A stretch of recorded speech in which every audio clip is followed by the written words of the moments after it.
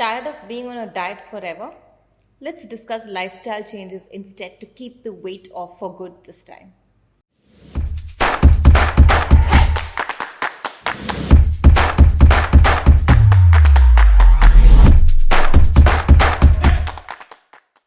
What's up, everyone? This is Roshni Sangvi. I'm a plant-based sports nutritionist and a body transformation specialist. This video is inspired by a conversation I had with my client recently. He walked into my office and he said, यार मैं 10 साल से dieting कर रहा हूँ. जब भी बाहर जाता हूँ लोगों को यही बोलता हूँ कि मैं डाइट पे हूँ. I am tired of this. It's frustrating.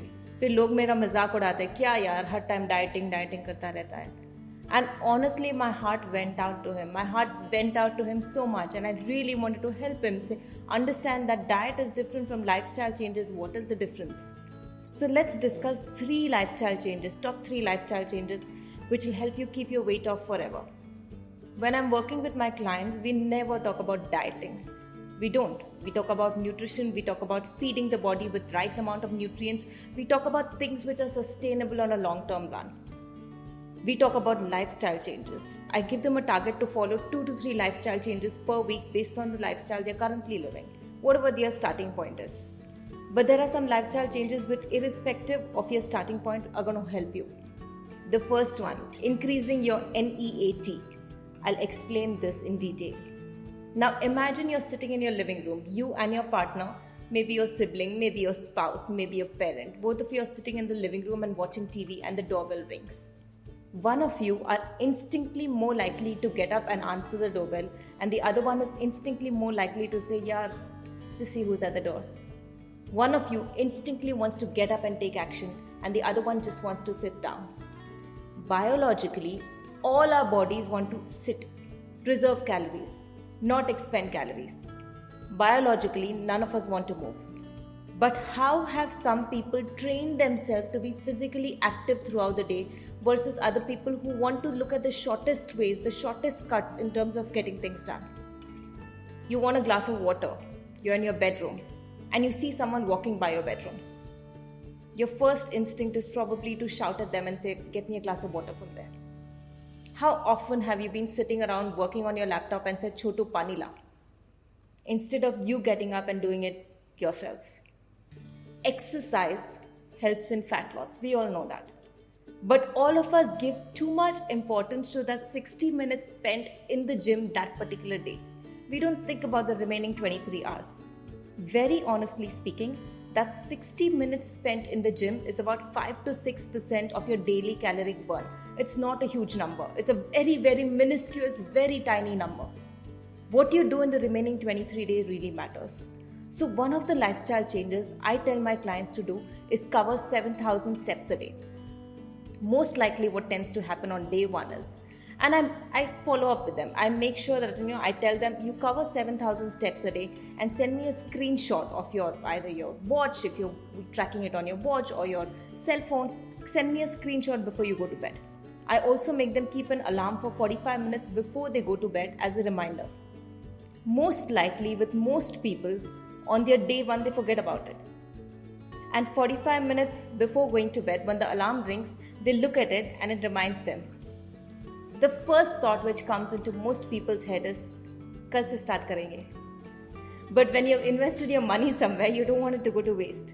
So they'll most likely walk around the bed, cover that 7,000 steps before going to bed, send me a screenshot and go to bed.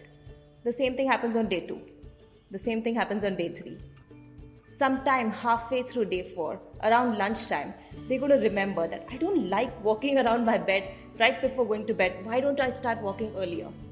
And they start covering steps earlier in the day. Sometime by day 7, they start doing it in the morning. Sometime by day 8, they decide to take the staircase instead of the elevator because they know they have a target to reach. Sometime by day 21, it becomes a habit. Sometime by month 1 and month 2, they don't have to track their steps. They are covering 7,000 steps naturally.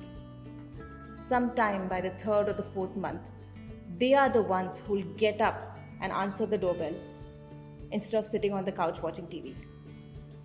They are the ones who's going to get up and get their glass of water instead of asking Chotu to do it for them. And this tends to happen with most people.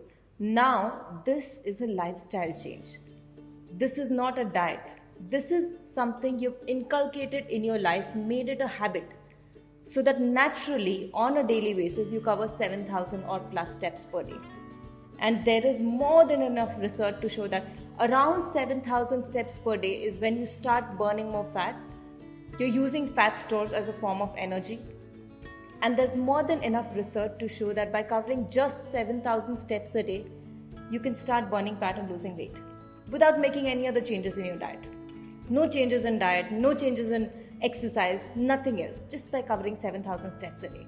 But this did not happen on day one. This was a lifestyle change which they incorporated into themselves, and it's so important.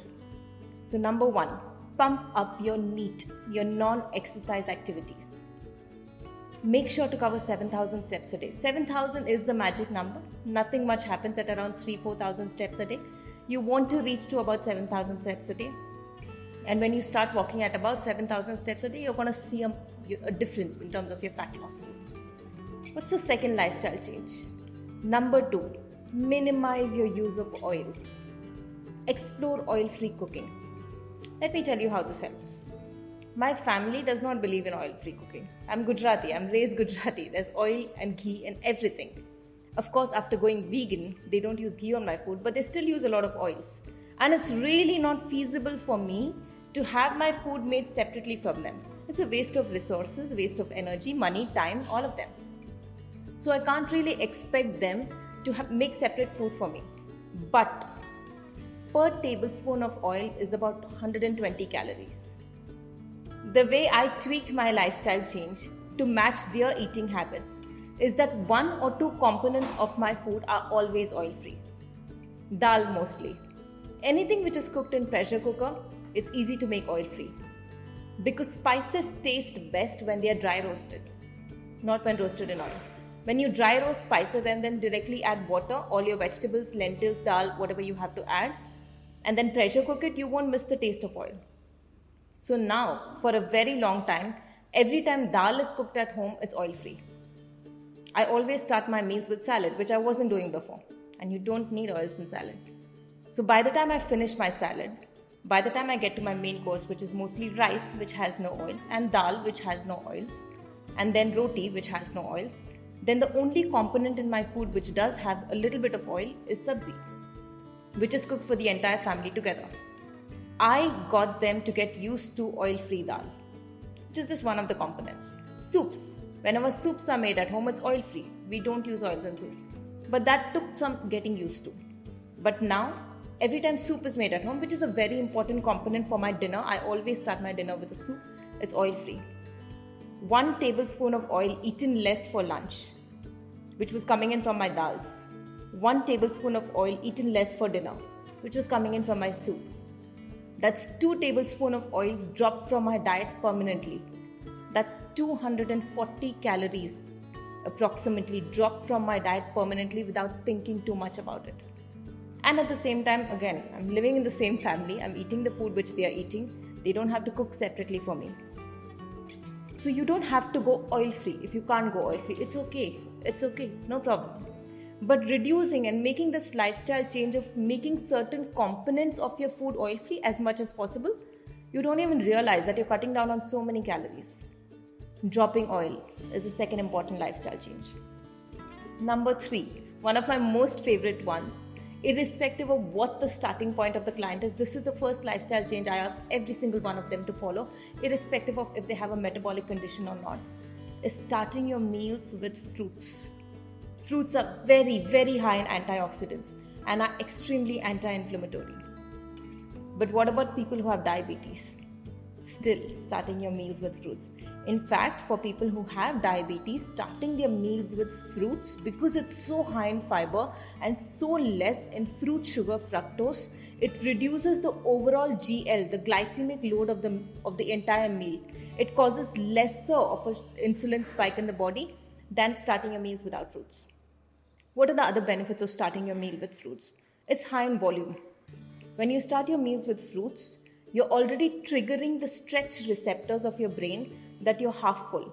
When you start a meal with fruit, let's say you start eating an apple, the apple goes and settles down in your intestine, in your digestive tract. your stomach receptors expand, your stomach stretches, and this sends a signal to your brain that you're full. It also improves leptin sensitivities. Leptin is a hormone which tells your body that you're full when you're full. People with obesity, they have leptin, but they have something called leptin resistance. By increasing leptin sensitivity, you're less likely to overeat in a meal. You only eat how much is required for the body. Fruits are also filled in micronutrients. It's like little multivitamin tablets. You don't have to think about getting your micronutrients through the day if you're eating fruits. You're less likely to have cravings and be diagnosed with diseases in the future. Especially cravings. Fruits are sweet. And your tongue has a sensory receptor for sweetness. If you don't give it anything sweet, you're going to crave something sweet later on. You'll eventually end up eating a dessert which has a lot of saturated fats and sugars, which is worse for you than fruits are. Might as well replace it with a fruit. Start your meals with a fruit. Extremely important lifestyle change. Now, this is not dieting.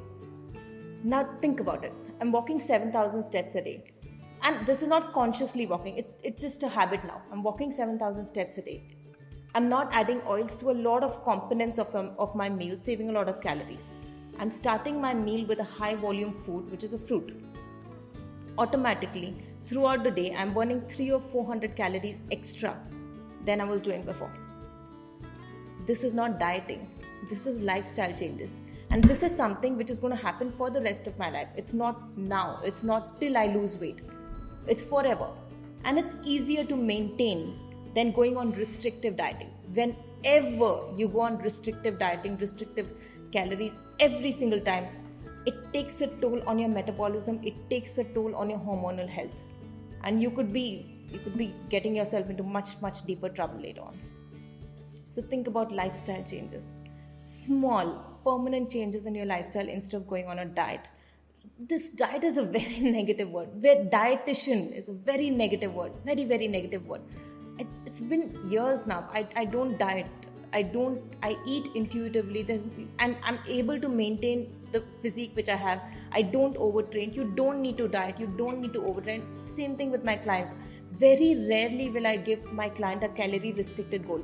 Unless they have an event they're preparing for or unless they ask for it, I never will give a client a calorically restrictive goal.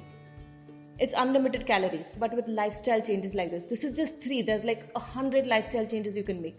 And small changes made throughout the day. Sustainable lifestyle changes. Eating a fruit before your meal, it's not hard. Irrespective of whichever part of the world you're in, it's not hard. Covering 7,000 steps a day, it's not hard. Maybe when you're traveling, oil consumption is hard, but starting your meal with a salad, which doesn't have oils naturally, it's not hard. It's going to fill you up. It's not hard.